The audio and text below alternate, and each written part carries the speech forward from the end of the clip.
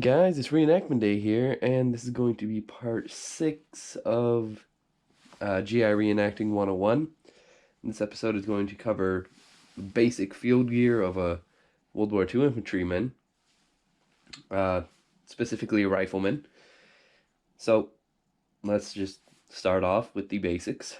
Now, this web gear setup could be used by somebody with a Model 1903, Model 1903A3, and the M1. I'm not too sure if the P17 was reused in World War II. I think it was, but if it was, just kind of put it along with that list. Pretty much any rifle would work with this. Now, you can see we have the Model 1928 cartridge belt and the Model 1928 Haversack. Now, the Haversack is a basic pack. It kind of sucks as being a pack, and most vets will agree that this pack does suck, but it is the same design that we had in World War I with a few differences, including the meat can pouch and the shapes of the buckles and the back strap, and that's pretty much about the only differences. But if we just kind of go along with it real quick, you can see the Haversack would hold your bayonet and your shovel on external mounts.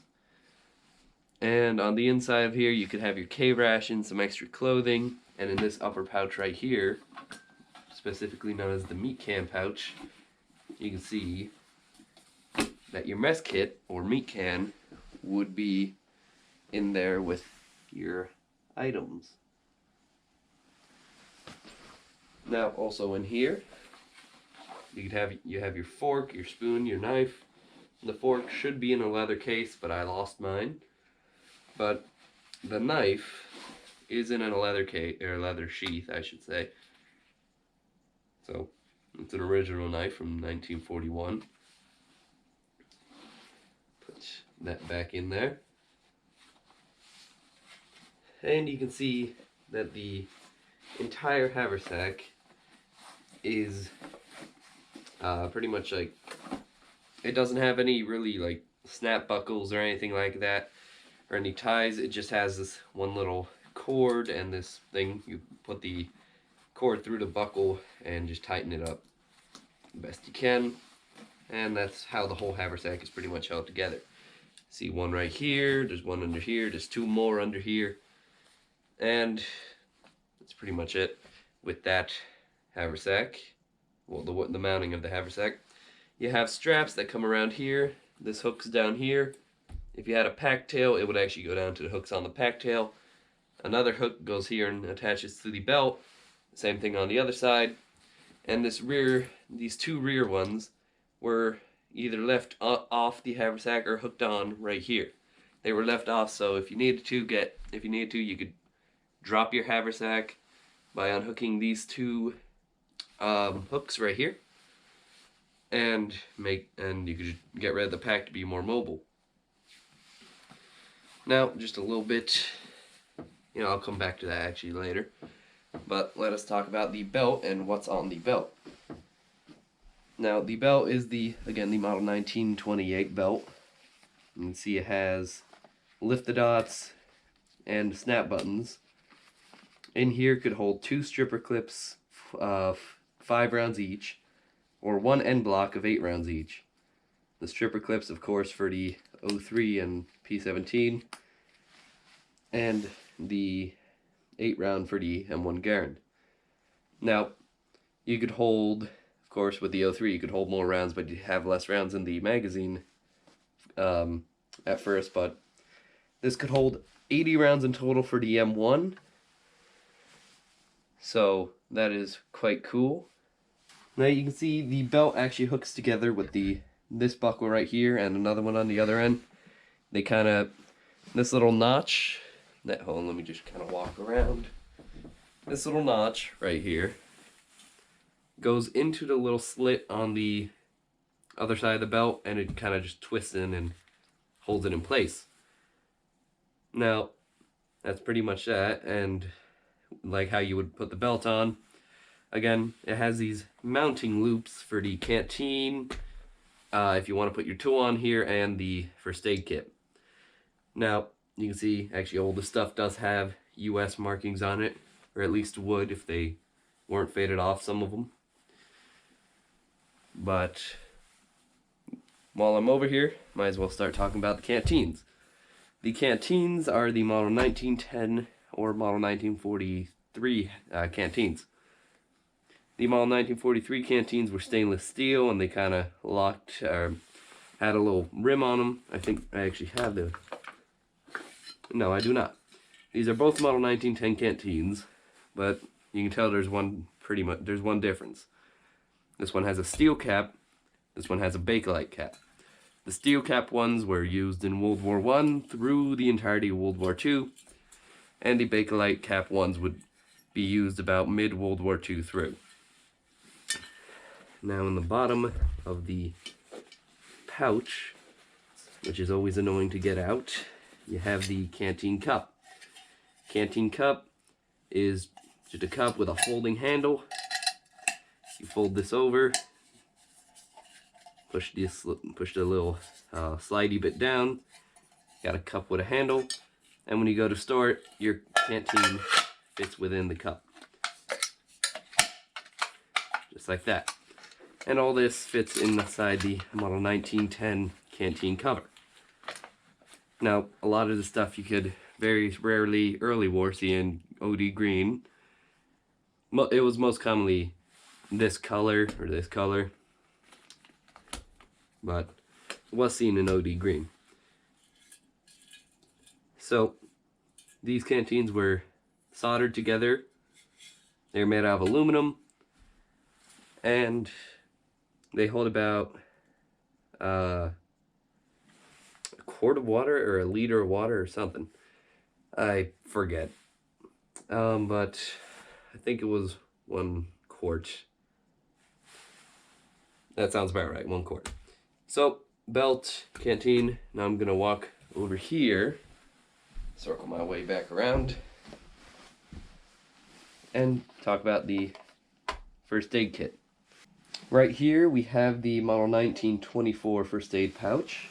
You can see that lift the dot. You can have an Altoids can in here, an actual medical thing.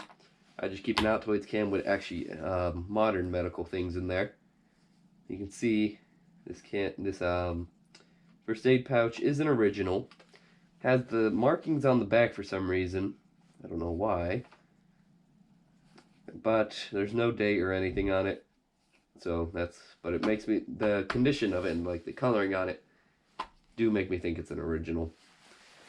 But again, these things hook onto the belt via these loops and this wire band. On this one you can see the wire band a bit better. And that is pretty much the belt and the accessories.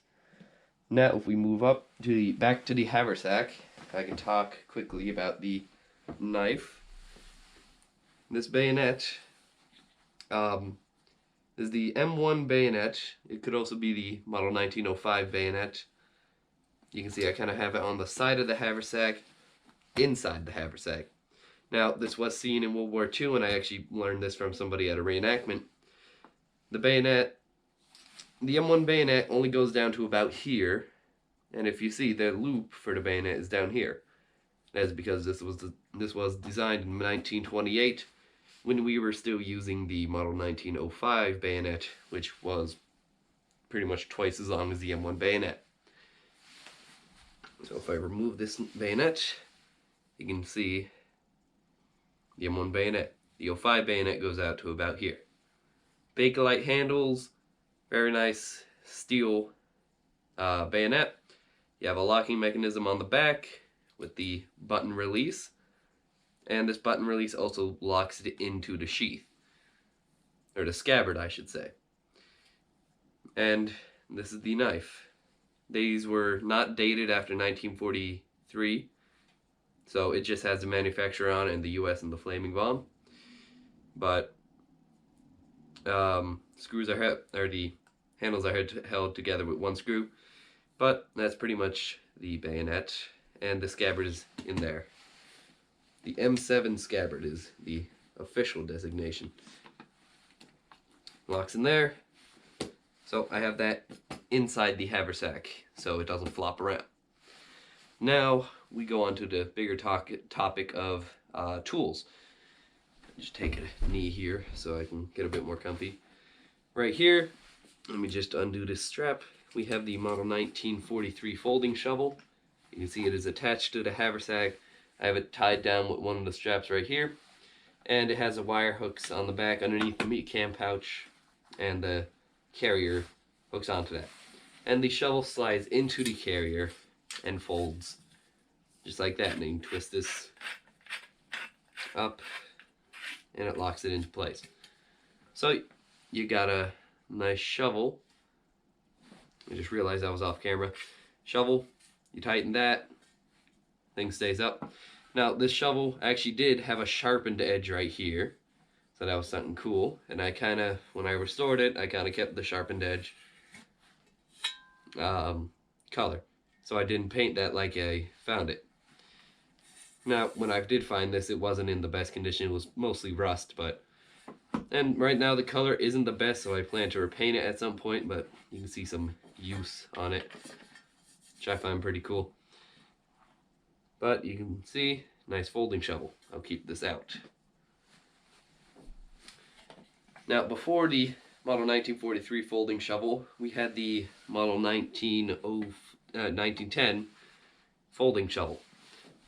Now as you can see, this folding shovel also comes in a carrier. It would attach in the same place, but it does not fold. You can see the shovel's actually a bit shorter than the Model 1943. But if I fold the 43 shovel, it becomes a little shorter than the 1910 T-handle shovel. So that is something cool. So as you can tell, the T-handle shovel, the reason why it got its name is because it has a T handle. Now this is a repro. My original was over on my World War I haversack, but let's get that back on camera. T-handle. But it gives you the general idea of a T-handle shovel. So let me put that back in its little case real quick. Put that back over there, and I'll put the 43 back in its case too.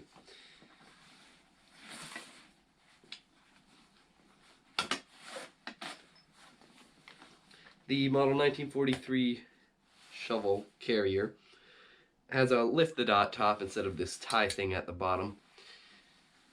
But we will scoot on over to the Model 1910 hatchet. On a 1910 hatchet, could be carried by just general riflemen, but they were often given to people like, I wouldn't say officers, but like medics. I'm pretty sure I've seen had them. And some just other people like that, like people with carbines and stuff. You can see, not too fancy with that. It is just a hatchet. Put that back on. And it closes with one of these straps. Over here, we have the Model 1910 pickaxe or pickmatic. See, this pouch is a bit different than the other ones. You pull the handle out right here. You rotate this or rotate this. You undo this strap right here. That allows that to fold over, and the pickaxe head to come out. Then what you do from there is you simply drop the handle into the pickaxe head. Sometimes it fits better one way than the other, but as you can see, now you have a pickmatic. Pretty cool. Now all these tools could be in place of the the shovels, but these shovels were the most common. So let me just put these back in its cases, make things a bit neater.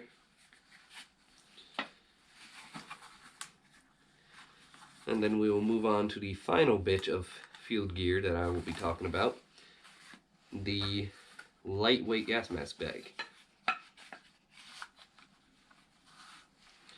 Now right here, is the lightweight gas mask bag. You can see it is held closed with 3 lift the dots, 1, 2, 3 right there.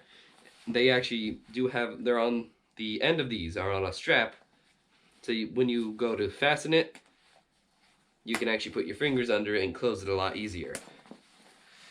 Now, the inside is made for a gas mask, but most GIs, and this was most common, threw the gas mask away and kept the bag for just general purpose items. They could either carry like a war trophy, they could carry extra clothes, extra socks, extra ammo, stuff like that. Or I've seen soldiers without the haversack in general and just wearing the belt and the bag. And if you can see, 3 lifted dots again. The back has a hook right here. It has a strap that can go around your waist, but most GIs would cut that off or tuck it in to the bag like that. It has this one strap that goes around, that just goes around you. Can tighten, has a hook on it. For some reason, I don't really know why there's a hook there. Haven't been able to figure out the purpose. Probably something for hooking up a gas mask. But it is a very nice bag. And I've used this thing a lot at reenactments, and it has been very nice. Just for like carrying things, or at Reading when I had this on, I'd go to a booth, I'd find something, I'd buy it, and I wouldn't want to carry it, so where do I put it? In the bag. Now in my basic fashion, I'm going to come back in a minute when I have all the field gear on so you can see what it looks like with the combat uniform. So, I'm going to go do that right now, and I'll see you in a minute. Alright, now as you can see, I am wearing the Model 1928 haversack and belt with all the attachments on it. Just like you saw in the previous thing, I'm not going to like go over each and every single tool you could have on here again. Like, I'm not going to put them on here. You saw how they would go on. But you can see right now, first aid kit is up front for when you need it. You got the canteen on the side, readily available. On the back, you can see you have the bayonet and the 1943 folding shovel. You can see attaches. It could attach here. It does attach here. And this is it with the combat uniform on. Down below you have the combat boots with the 1938 leggings. And on the head, which I actually got to lower down a little bit, you got the M1 steel pot helmet. Now I'm going to lower the camera just a tad so you can see the lightweight gas mask bag and my dog. Lightweight gas mask bag and my dog. But you can see, has the things, all the lifted dots, and this is where you could store a lot of items too. So, let's just turn the camera back up. And there's a bit of delay on my phone where I can actually see where the camera's pointing. Alright, there we go. Well, that's going to be it for this episode of GI Reenacting 101. Hope you found it helpful and hope you found it informative. If you like this video, please like and subscribe for more videos like this. If you have any video ideas, please put them down in the comments. I'd love to hear them. I'm running out of ideas. And that's pretty much going to be it for this video. Thanks for watching. I'll see you guys later.